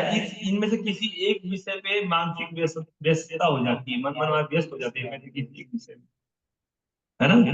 तो ये व्यस्तता के कारण जीव को भौतिक जीवन संसार में जीवन संघर्ष करना पड़ता है, समझ गए, है ना। क्योंकि राजा पुरंजन अपनी पत्नी के विषय में सोच रहा है, अतः इस भौतिक जगत में उसका जीवन संघर्ष उसकी मृत्यु के साथ समाप्त नहीं होगा, है ना। जैसा कि अगले श्लोकों से विदित होगा, उसे अपनी पत्नी के ही विचार में लीन रहने के कारण अगले जन्म में स्त्री का शरीर धारण करना पड़ा। इस प्रकार सामाजिक, राजनीतिक, छद्म, धार्मिक, राष्ट्रीय और जातीय भावों में मन को लीन रखना ही बंधन का कारण है। मतलब कि सामाजिक में, राजनीतिक में, छद्म, धार्मिक और राष्ट्रीय और जातीय भावों में मन को लीन रखना ही बंधन का कारण है। जिन लोगों का मन जातियों में लीन रहता है कि मैं तो इस जाति से हूँ, इस जाति को मेरे को आगे बढ़ाना है ना। अपने कास्ट के पीछे लोग पागल रहते हैं कई बार, मैं देवांगन हूँ, मैं ये हूँ, मैं वो हूँ, ऐसे अनेक प्रकार की कास्ट में उसकी उसी प्रकार से उसको आगे बढ़ाना चाहते हैं। मैं साहू समाज का हूँ, है ना, मैं इस समाज का हूँ। तो लोग जो उसी समाज के लिए कल्याण कार्य करना चाहते हैं, है ना, समाज में फंस जाते हैं, जातिवाद में फंस जाते हैं और राष्ट्रीयवाद में फंस जाते हैं, है ना। धार्मिक में, छद्म धार्मिकता में फंस जाते हैं, झूठी धार्मिकता में, और राजनीति में, सामाजिक में। तो इस तरह से मन को लीन रखते हैं उसमें, 24 घंटे उसी में लीन रहते हैं। तो यही वास्तव में बंधन का कारण है। इस बंधन से छुटकारा पाने हेतु मनुष्य को अपने जीवन काल के दौरान अपने कार्यकलापों को बदलना पड़ता है। बदलना पड़ेगा कार्यकलाप को, वहां से हटाना पड़ेगा अपने आपको, है ना। इसकी पुष्टि श्रीमद् भगवद गीता में हुई है, यज्ञ अर्थात कर्मणोऽन्यत्र लोको अयम कर्म बंधना। यदि हम इसी जीवन में अपनी चेतना को नहीं बदलते तो हम जो कुछ भी कार्य सामाजिक, राजनीतिक, धार्मिक और राष्ट्रीय कल्याण के नाम पर करते हैं, वह सब हमारे बंधन का कारण बनता है। अगर अपनी चेतना को नहीं बदलेंगे तो जो भी समाज के नाम पे, राजनीति के नाम पे, धार्मिकता के नाम पे, राष्ट्रीयता के नाम पे हम जो भी कल्याणकारी करेंगे, वो सब बंधन का कारण बन जाएगा, है ना। इसका अर्थ यह हुआ कि हमें आगे भी भौतिक बद्ध जीवन बिताना पड़ता है। जैसे कि भगवत गीता में कहा गया है, मनस षष्ठानि इंद्रियाणि प्रकृति स्थानी कर्षति। जब मन और इंद्रिया भौतिक कार्यों में लगी रहती है, मन और इंद्रिया क्या है, भौतिक कार्यों में लगी रहती है, तो मनुष्य को जीवन और सुख के लिए संघर्ष करना पड़ता है। जीवन और सुख के लिए संघर्ष करना पड़ता है। जब मन और इंद्रिया भौतिक कार्यों में लगी रहती है, तब तो जीवन और सुख के लिए संघर्ष करना पड़ता है। तो हमारा संघर्ष तभी होगा जब मन और इंद्रिया जो भौतिक कार्यों में लगी रहती है। तो देखिए, एक इंपॉर्टेंट चीज है जो हमें समझना है कि जैसे हमने कई बार इसको सीनियर डिवोटी से सुना है ना, कि जैसे हमारे लिए जो संसार को मैथुनाकार बोला गया है। मैथुनाकार का क्या अर्थ है कि मैथुन जो है वही संसार का की नींव रखी गई है वहीं पर ही। तो जो डिफरेंट जीव हैं, उनके अपोजिट लिंगों के साथ जो उनका आकर्षण है, वही संसार में क्या है, बद्ध जीवन का कारण है। मेनली बद्ध जीवन का भोग सबसे मेन कारण है। ये जो राष्ट्रवाद, समाजवाद या धार्मिक और राजनीतिक जो बोल रहे हैं, ये तो सेकेंडरी है बंधन का कारण। सबसे परम बंधन का कारण क्या है, मूल जिसको बोलते हैं, जड़ है जो, वो क्या है कि अपोजिट सेक्स के बीच में आपस में जो आकर्षण होता है एक दूसरे के प्रति, वो समझ गए। तो इसमें ये आकर्षण क्यों होता है, इसमें थोड़ा जाने का प्रयास करते हैं। क्योंकि हमारी जो इंद्रियां हैं उसके 5 विषय होते हैं, रूप, रस, गंध और शब्द और स्पर्श, है ना। तो आंख जो है वो रूप के प्रति आकर्षित होती है, कान जो है वो शब्द के प्रति आकर्षित होता है, जीभ जो है वो किसके प्रति आकर्षित होती है, टेस्ट के प्रति, और जो त्वचा है ना, स्पर्श के प्रति, और जो ज्ञानेंद्रिय है वो सूंघने के प्रति आकर्षित होती है। तो इसका उदाहरण भी शास्त्र में बताया गया है। आंख का उदाहरण जो पतिंगे से दिया गया है, पतिंगा किस प्रकार से जो है आंख के प्रति आकर्षित होता है और मर जाता है उसमें जल के। इसी तरह से जो है जीभ का जो उदाहरण है मछली से दिया जाता है, कि मछली जो है किस प्रकार से कांटे पे अपना मुंह डालती है ना, और कैसे वो फंस जाती है जाल, मछुआरे के जाल में। उसी तरह से कान जो है उसको, उसके लिए हिरण का उदाहरण दिया जाता है। हिरण किस तरह से शिकारी फंसाता है उसको म्यूजिक के माध्यम से, ना। ज्ञानेंद्रियों का उदाहरण जो है भोरे से दिया जाता है, कि भोरा जो है वो कमल पुष्प पे बैठ के उसका रस लेना चाहता है और फिर वो उसमें मर जाता है। और स्पर्श का उदाहरण जो है वो हाथी से किया जाता है ना, कि हाथी किस प्रकार से जो है वो फंसता है ना। तो ये जो चीज है, ये जो 5 इंद्रियां 5 विषयों के प्रति जो आकर्षित होती है ना, ये जो आकर्षण जो है स्त्री और पुरुष में, अपोजिट सेक्स में आपस में होता है, ये एक्चुअली 500 के 500 विषय जो है स्त्री और पुरुष के अंदर होते हैं। इस कारण से ये जो है आकर्षण आपस में बड़ा स्ट्रोंग होता है। समझ गए आप कैसे? जो रूप है, स्त्री को पुरुष को, पुरुष को स्त्री का रूप जो है वो बड़ा आकर्षित लगता है ना। आवाज, शब्द स्त्री और पुरुष को आपस में एक दूसरे का बड़ा मधुर लगता है ना। स्पर्श इंद्रिया भी स्त्री और पुरुष को आपस में एक दूसरे की सुहावनी लगती है ना। इसी तरह से ये जो ज्ञानेंद्रिय है वो भी आकर्षित होती है, और जीवा भी आकर्षित होती है। तो ये जो 5 इंद्रियां हैं, ये विषय जो है ना, स्त्री के लिए पुरुष के शरीर में और पुरुष के लिए स्त्री के शरीर में बनाए गए माया के द्वारा, ताकि ये आकर्षण जो है बड़ा स्ट्रोंग होता है फिर आपस में, है ना। इसलिए इसे बच पाना बड़ा कठिन हो जाता है ना। और ये मेन बंधन का कारण है। और इसी के कारण फिर व्यक्ति जो है वो विस्तार करना चाहता है अपने परिवार का आगे, इसी आसक्ति में बंद होकर, है ना। तो समझना है ये माया के द्वारा एक प्रकार का बुना हुआ नेट है, जाल है, समझ के बाद जीव को फंसाने का, जीव को फंसाने का जाल है ये एक्चुअली। ये भौतिक शरीर के प्रति जो हमारा जो बोल के आकर्षण है घर चल है दिए ना, रही नर। ये जो है एक प्रकार नेट की तरह काम करता है। माया फंसाती है जीव को इसी के माध्यम से। तो ये क्या क्या नहीं होना चाहिए, यस नहीं होना चाहिए, आत्मा के प्रति आकर्षण होना चाहिए। असली सुंदरता आत्मा में है ना? श्री देवी का जब मृत्यु हो गया, उसका शरीर से कोई, उसका शरीर किसी ने संभाल के रखा क्या शोकेस के अंदर है? मर गई जब वो, नहीं ना, कोई स्पर्श नहीं करेगा। ऐसी विश्व सुंदरी है, विश्व यूनिवर्स है, लेकिन अगर उसका शरीर में आत्मा निकल जाए तो फिर कोई उसके शरीर को स्पर्श करना नहीं चाहेगा। तो असली सुंदरता किसमें, शरीर में है कि आत्मा में है? आत्मा में है ना।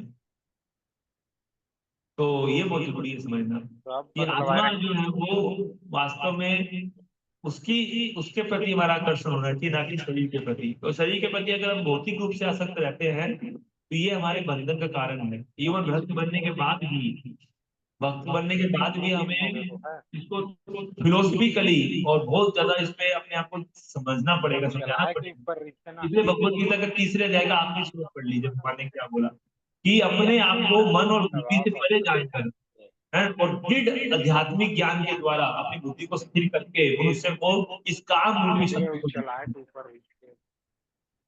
है ना। हमेशा ध्यान रखना पड़ेगा कि मैं ये शरीर नहीं हूँ, और ये जो आकर्षण है मेरे को जो आ रहा है दूसरे अपोजिट सेक्स के प्रति, ये एक प्रकार का भ्रम है। माया का भ्रम है, क्योंकि असली आकर्षण तो जीव का किसके प्रति होता है, कृष्ण के प्रति हमारा वास्तव में आकर्षण होता है ना। ये आकर्षण से हमें मुक्त होना है, और ये आकर्षण से मुक्त होंगे तब जाके ही हम जो है भक्ति में आगे बढ़ पाएंगे, एडवांस कर पाएंगे, और नहीं तो फिर भक्ति में बद हो जाएंगे, बद अवस्था में रहेंगे, बंधन बना रहेगा। तो प्रत्येक जीवन में मनुष्य सुखी रहने हेतु संघर्ष करता है। वास्तव में इस भौतिक संसार में कोई भी सुख नहीं है, किंतु संघर्ष से सुख की झूठी प्रतीति होती है। संघर्ष कर रहा है और उसको लग रहा है कि मैं सुखी हो रहा हूँ, झूठा उसको ऐसा लगता है संघर्ष करने की, मेरे को बड़ा मजा आ रहा है संघर्ष करने, है ना।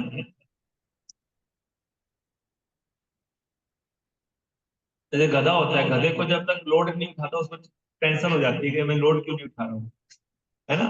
उसको फ्री में घास खाने के लिए दे दी तो उसको अच्छा नहीं लगेगा, बोले क्या है यार फ्री में नहीं मिला, लोड तो खाना जरूरी है, मैं गधा हूँ मैं, तो कैसे प्रूव होगा कि मैं गधा हूँ।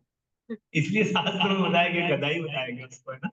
गधा है जो व्यक्ति अपने आप को शरीर मानता है और शरीर से संबंधित जीवों को अपना पुस्तक मानता है और परिश्रम करता है, हैवी लोड उठाता है संसार, अपने परिवार का पालन पोषण करने के लिए बहुत लोड उठाता है ना, 24 घंटे उसी में लगा रहता है, और उसका जीवन का लक्ष्य मालूम नहीं है, उसके जीवन का एकमात्र लक्ष्य है कि अपने परिवार का पालन पोषण कर लूं बस। इसी तरह से अपने परिवार को मैं पालन पोषण कर दूं, अपने बेटे की नौकरी लग जाए, है ना, उसकी बढ़िया शादी हो जाए, उसको बड़ा सेट कर दूं मैं अच्छे से, सारे बच्चों को मैं गंगा नहाऊंगा बस, फिर मैंने अपने सारे जीवन की सारे कर्तव्यों को पूर्ति कर दिया। कितना बड़ा भ्रम है देखिए बद्ध जीवों के संसार में, है ना। गधा है वो एक्चुअली, शास्त्रों के अनुसार, क्यों, भागवत के अनुसार, है ना। यस्यात्म बुद्धि कुल्पित धातुके, ये पूरा श्लोक है, मुझे पूरा याद नहीं है ना। आप लोग सर्च कर सकते हैं, भगवत 10वें स्कंद में है, यस्यात्म बुद्धि कुल्पित धातुके स एव गो खर, लास्ट लाइन की है, बीच के 2 लाइन मुझे याद नहीं आ रहा है। तो स एव गो खर का मतलब क्या है, गो मतलब गाय, खर मतलब गधा, गधा बताया गया शास्त्रों में ऐसे। इसे परिश्रम करना, ये पवर्ग है, पवर्ग मतलब क्या, प मतलब परिश्रम, पवर्ग है, ये भौतिक संसार जो है पवर्ग है, पवर्ग का प फ भ भ म, प का मतलब परिश्रम, प मतलब फेन, गधा के मुंह से फेन निकलते रहता है देखिएगा, है ना, जब ईटा लोड लोड उठाता है तो मुंह से फेन निकलता है उसको, ये बद्धजीवी के जीवन के मुंह से भी फेन निकलता है जब वो इतना लोड उठाता है, और प फ भ भयभीत रहता है वो, है ना। ब मतलब कितना भी परिश्रम करेगा लेकिन बंधन में बंधा रहेगा, वो कभी बंधन से मुक्त होना ही नहीं चाहता, होगा क्या, खुद भी होना नहीं चाहता है बंधन से, समझ के बाद। और उसके बाद मतलब भयभीत, है ना, भयभीत रहता है, मृत्यु से भयभीत, और माँ मतलब अंत में मृत्यु को प्राप्त हो जाता है। ये भौतिक संसार जो है ये पवर्ग है, और आध्यात्मिक संसार क्या है, अपवर्ग है। अपवर्ग मतलब इस पवर्ग को पार कर देना, ऊपर उठ जाना, है, इस यही जीवन का लक्ष्य है कि पवर्ग से ऊपर उठ के अपवर्ग में चले जाइए, अपवर्ग, है ना। वो अपवर्ग में कैसे जाएंगे हम, हैं, अपवर्ग में कैसे ऊपर उठेंगे हम, अपने आप कैसे ऊपर उठा सकते हैं, किस प्रकार से कैसे उठेंगे बताइए, जब जब हम इस मोह से बाहर निकलेंगे, ये मोह जनित जो, ये जो मोह जनित जो ये आकर्षण है हमारा, है ना, इस आकर्षण से अपोजिट लिंग के प्रति इस आकर्षण से ऊपर उठेंगे, हीरो के तब लगता जाकर के हम इस परिश्रम से हम बच पाएंगे, है ना। हमें परिश्रम किस लिए करना चाहिए, ताकि हम अपनी स्वाधानिक जो स्थिति है भगवत धाम, जो हम भगवान कृष्ण के दास है, उस स्थिति में पुनः प्राप्त कर ले इसी जीवन के अंदर। कितनी सेवा करें भगवान की, भगवान को सेंटर में रखें, कृष्ण को, है ना कि अपने परिवार को सेंटर में रखें, अपनी पत्नी को, अपने बच्चों को सेंटर में रखे नहीं जीना है, भगवान को सेंटर में रखे जीना है। पत्नी और और बच्चे भी जान भगवान जाएंगे के, पुरता हमारे होगे नहीं, कि कल है ना, इस तरह से सोचना है। तो मनुष्य को कठिन श्रम करना पड़ता है, जेल है ना, जेल में तो कठिन श्रम करना ही पड़ेगा। जेल में जैसे लगा देते हैं, लग जा, है, पीस, वो कहते हैं क्या, चक्की पीस, या फिर वो पत्थर तोड़ने में लगा देते हैं जेल में, तो बद्ध जी को माया पेल देती है, बोल लग जा तू भी, नाइस नहीं, गधे की तरह पेल देती है बद्ध जी को माया, तू भी तेरे को भी पिलना पड़ेगा, वो भी फिर, है ना। कोई भक्त होता है तो ही केवल माया के प्रभाव से मुक्त हो सकता है। इसलिए भगवान कहते हैं कि देवी है सा गुणमयी मम माया दुरत्या, है ना। माया के प्रभाव से बचना बड़ा कठिन काम है ना। तो इसलिए बता रहे हैं कि मनुष्य को कठिन श्रम करना पड़ता है, और जब उसे परिश्रम का फल मिलता है तो वह स्वयं को सुखी अनुभव करता है। इस भौतिक संसार में कोई यह नहीं जानता कि वास्तविक सुख क्या है। ये किसी को नहीं पता है। बड़ा मेहनत किया, सक्सेस मिल गया, थोड़ा सा पैसा मिल गया, सैलरी किसी हाथों से मजा आता है भैया। सैलरी आएगा उस दिन आनंद आएगा, क्यों? बाकी दिन तो भैया व्यक्ति 30 दिन इसलिए मेहनत करता था कि सैलरी मिल जाएगी 1 तारीख को, उस दिन के लिए मेहनत करता है, व्यक्ति हार्ड वर्क करता है। तो क्या मतलब है? वो उस दिन के लिए वेट करता है कि मेरे को सैलरी मिलेगी ना, तो फिर उससे मेरे को मैं एंजॉय करूंगा, मजा करूंगा। उसी के कारण जो है व्यक्ति 30 दिन खेलता रहता है अपने आप को, 20 घंटे 16 घंटे। तो ये चीज है, इसमें क्या सुख है? वास्तविक सुख के बारे में जानता ही नहीं है जी। वास्तविक सुख क्या है? सुखम आत्यांतिकम यत् बुद्धि ग्राह्यमत इंद्रियम। वास्तविक सुख का बोध तो दिव्य इंद्रियों के द्वारा होता है। भौतिक इंद्रियों से वास्तविक सुख नहीं मिल सकता आपका, दिव्य इंद्रियों के द्वारा होता है। किंतु जब तक मनुष्य शुद्ध नहीं होता तब तक दिव्य इंद्रिय प्रकट नहीं होगी। अतः इंद्रियों को शुद्ध करने हेतु मनुष्य को कृष्ण भक्ति करनी चाहिए और इंद्रियों को भगवान की सेवा में लगाना चाहिए। इंद्रियों को शुद्ध करना पड़ेगा, तब जाके दिव्य सुख की प्राप्ति होगी, दिव्य सुख मिलेगा उसमें, इंद्रियों को जब भगवान की सेवा में लगाएंगे, है ना। तो ये भौतिक सुख के पीछे नहीं भागना है। भौतिक सुख मल के समान है, मल खाने के समान है भौतिक सुख। जैसे सुअर मल खाता है, वैसे है भौतिक सुख। लेकिन आध्यात्मिक सुख जो है वो वास्तव में हमें मनुष्य के लिए है। आध्यात्मिक सुख वो कैसे मिलेगा? जब इंद्रियां शुद्ध होगी। इंद्रियां शुद्ध नहीं होगी तो भौतिक सुख लेने का ही मन करेगा, है ना। जैसे सुअर को भैया मल खाने का मन करेगा, उसको गुलाब जामुन खाने का मन तो करेगा नहीं। और सुअर को जब तक उसकी चेतना वो ऊपर नहीं उठेगी, मनुष्य की चेतना में जब तक वो नहीं आएगा, तब तक उसको मन से घृणा नहीं होगी। हमारे यमुनाचार्य जी कहते हैं कि हे प्रभु, जब से मुझे आपके चरण कमलों में आपकी सेवा से जो हायर टेस्ट मिला है, तब से मेरे को अगर मेरे मन में भी स्त्री प्रसंग का ख्याल आता है तो मैं उस पर थूक देता हूँ। तबीयत खराब हो जाता है, मल पे थूक देते हैं ना वैसे। मल पे थूकते कि नहीं थूकते? मान लीजिए किसी ने मल किया हो तो उस पे थूकने का मन करता है ना। वैसे ही यमुनाचार्य जी कहते हैं कि मेरे को जब से प्रभु आपकी सेवा करने में मेरे को सुख मिला है, वो सुख मेरे को जब से मैंने अनुभव किया है, वो सुख के बाद तो मेरे को कभी भी अगर स्त्री प्रसंग का मन में ख्याल भी आ जाए अगर, तो मेरे को उस पर थूकने का मन करता है। कितने आप में से ऐसे भक्त है कि आपको अगर स्त्री को पुरुष के प्रति अगर आकर्षण का वो हो जाए तो थूकने का मन करता है? हाथ खड़ा कीजिए, है क्या? इसका मतलब सुअर ही है अभी। मैं भी सुअर हूँ, बता रहा हूँ। मैं आप लोगों को सुअर नहीं बोल रहा हूँ, शास्त्रों में अपने को सुअर बोल रहा हूँ। क्यों? मैं भी सुअर हूँ, मेरे भी स्थिति में नहीं पहुंचा मैं अभी यमुनाचार्य होती। यमुनाचार्य जी वास्तव में मनुष्य जीवन को सफल बना पाए। क्यों? क्योंकि उन्होंने उस हायर टेस्ट को प्राप्त कर लिया जो भगवान भगवद गीता में बोलते हैं, विषया विनिवर्तन्ते निराहारस्य देहिना रसो वर्जम रसोप्यस्य परम टेस्ट हायर टेस्ट मिल गया तो लोअर टेस्ट जाने का भी मन नहीं करेगा, ध्यान ही नहीं जाएगा। लेकिन हमको नहीं मिलता है मेरा हायर टेस्ट, है ना। क्यों नहीं मिलता है? क्योंकि हम कृष्ण भक्ति को ध्यान पूर्वक नहीं करते हैं, सही से नहीं करते भक्ति, इसलिए हायर टेस्ट। सही से भक्ति करेंगे तो जरूर मिलेगा हायर टेस्ट, और फिर उस चेतना को हम प्राप्त कर लेंगे जिसमें हमारे को बिल्कुल भी अपोजिट सेक्स से हमारे प्रति आकर्षण नहीं होगा। हमें हम विषय सुख के प्रति खत्म हो जाएंगे, विषय वासना खत्म हो जाएगी, है ना। इसलिए विषय वासना को खत्म करना है ना। कभी मोर निताई चाहते करुणा इबे संसार वासना मोर कभी कुछ नहीं। संसार के प्रति जो भोगने की वासना है हमारे हृदय में, विषय भोगने की वासना है, उसको तुच्छ बनाना है। तुच्छ मतलब एकदम तुच्छ हो गया यार, मन नहीं कर रहा। जैसे कि किसी का करेला खाने का मन नहीं करता, करेला अरे यार क्या बना दिया करेला यार, हटाओ इस करेले को। वैसे विषय सुख के प्रति मन होना चाहिए। विषय सुख को देखते ही मन खराब हो जाना चाहिए, अरे यार क्या है, बेकार है। है ना, विषय संसार वासना को देख देख कब कुछ होएगा मेरा हृदय में, कब कुछ होगा मेरे हृदय में, हो नहीं रहा है कुछ। जहां भी विषय दिखता है तुरंत आकर्षित हो जाता है। तो मैं सुअर कब मैं मनुष्य बनूंगा, कब तक मेरी चेतना सुअर की चेतना रहेगी, कब तक मल खाते रहूंगा मैं? है, ये प्रश्न पूछना चाहिए अपने आप से, कब तक मल खाते रहूंगा मैं, है ना। तो कहने का मतलब ये है कि हम ज्ञानिया सुनिया विष खाएंगे, है, जान बुझ करके विष क्या कर रहे हैं, खा रहे हैं, मल खा रहे हैं जान बुझ के। मल है, पता है मल है, फिर भी खाते हैं हम।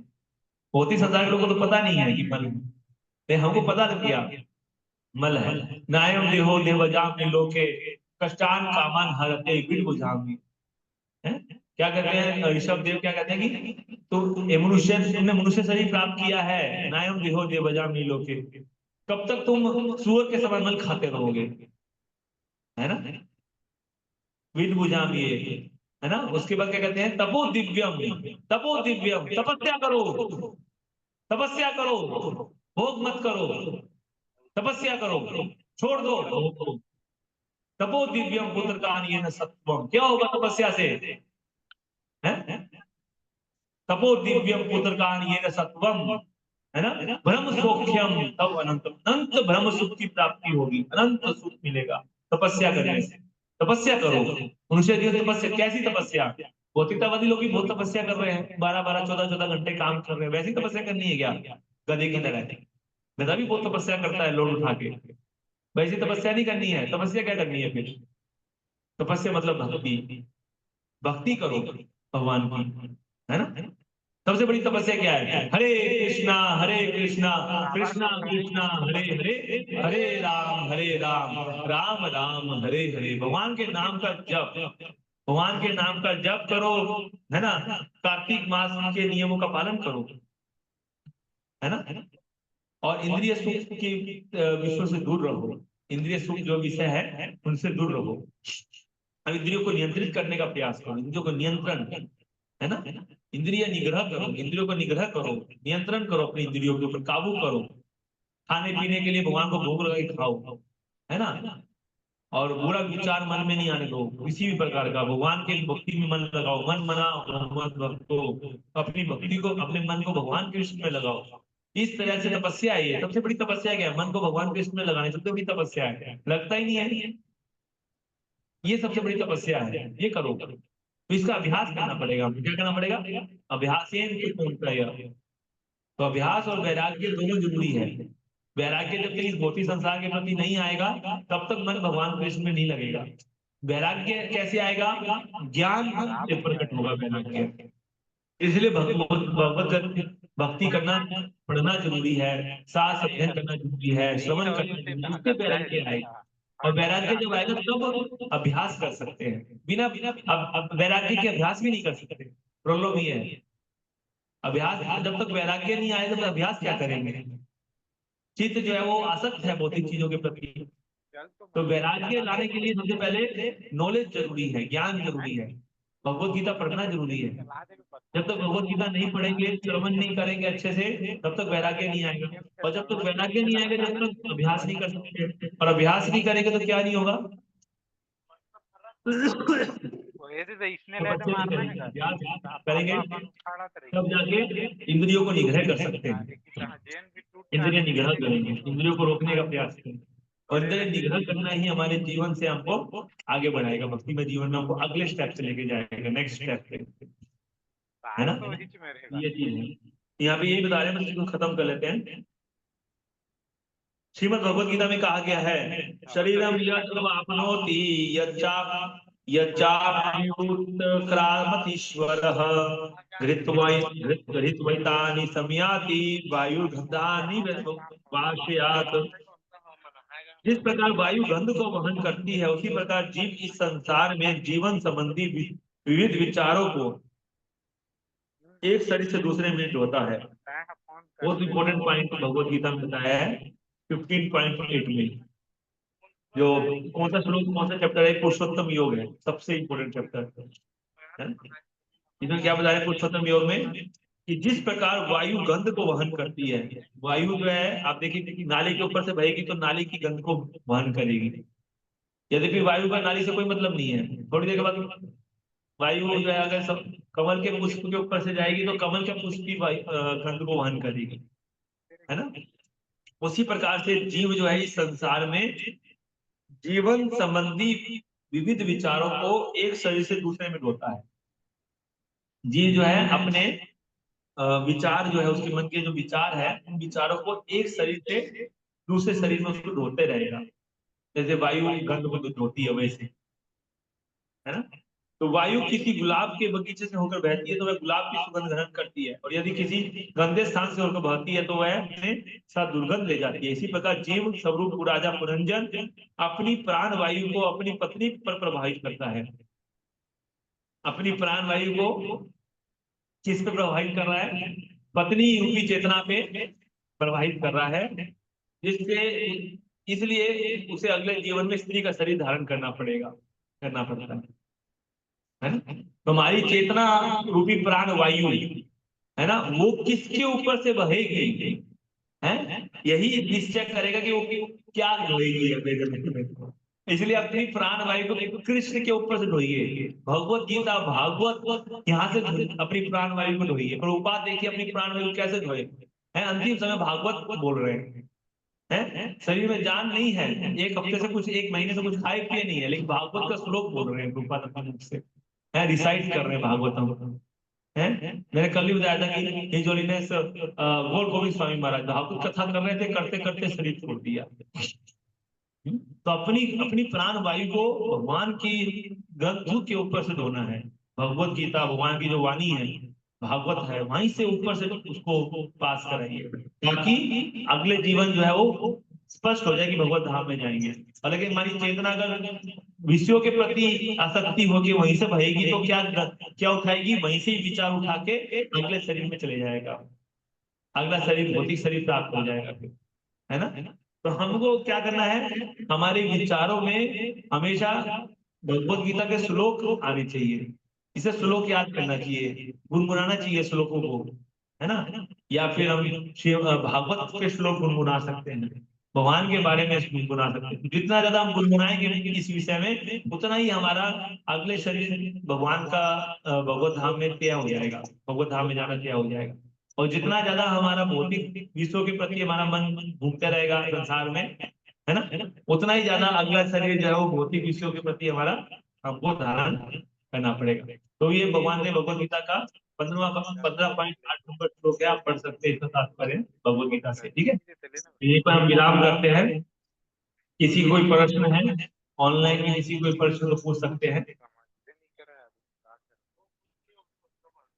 आप में से ऑफलाइन में किसी को कोई प्रश्न तो पूछ सकते हैं। चमड़ी है ना मोटा रही, हाँ हाँ, यानी पेट के ये हाथ वाथ थोड़ी है पतला है, पेट के आत्मा तो अणु है और भगवान विभु है। आत्मा गुणात्मक दृष्टि से भगवान के समान है, लेकिन मात्रा की दृष्टि से आत्मा और परमात्मा में बहुत अंतर होता है ना। आत्मा तो शुद्र है, जैसे एक सूर्य की किरण के समान है, और सूर्य जो है भगवान है। तो सूर्य की किरण और भगवान को सूर्य में कितना अंतर है? समुद्र की एक बूंद में और सूर्य समुद्र में कितना अंतर है ना। वही अंतर जो है वो आत्मा में और परमात्मा में है। क्वालिटी वाइज सेम है, सूर्य की किरण और सूर्य है, या समुद्र की बूंद या समुद्र, लेकिन क्वांटिटी वाइज अंतर है ना। तो वैसे ही है, इसी को अचिंत भेदाभेद तत्व बोलते हैं। कोई पूछ सकता है आपको कौन सा तत्व, आप कौन सा तत्व फॉलो करते हैं, तो मैं फौरन बोलना कि हमारा अचिंत भेदाभेद तत्व है। उदाहरण उदाहरण यही बताना है, आत्मा वाला। ये आत्मा जो है गुणों की दृष्टि से तो समान है, लेकिन मात्रा की दृष्टि से आत्मा भगवान से बहुत अलग है। अचिंत भेदाभेद तत्व हो गया, है ना, कि हम भगवान है भी और नहीं भी। नहीं, अद्वैतवादी क्या बोलते हैं, हम ही भगवान है। अद्वैतवाद ये है, इसमें बोलते हैं आत्मा परमात्मा एक ही है। वो अद्वैतवाद या मायावाद बोलते हैं उसको, है ना। लेकिन ऐसा कभी संभव नहीं है। हमारा हमारा सिद्धांत क्या है? अचिंत भेदाभेद तत्व। तो हमको हमेशा ये जब कोई अगर हमारे मायावादी सामने आए तो हम उसको ये इससे इस बहस कर सकते हैं, उसको आर्गुमेंट दे सकते हैं इस तरह से, उदाहरण के साथ, है ना, कि हम किस प्रकार से भगवान के समान हैं भी और नहीं भी। ठीक है, तो इस तरह से। और किसी को कोई प्रश्न है तो सभी का बहुत बहुत धन्यवाद। आप सभी का आप सभी ने पे ध्यान धैर्यपूर्वक श्रवण किया। हरे कृष्ण। जगत गुरु श्रील प्रभुपाद की जय। ग्रंथ श्रीमद् भागवतम महापुराण की जय। निताई गौर प्रेमानंद। हरि हरि।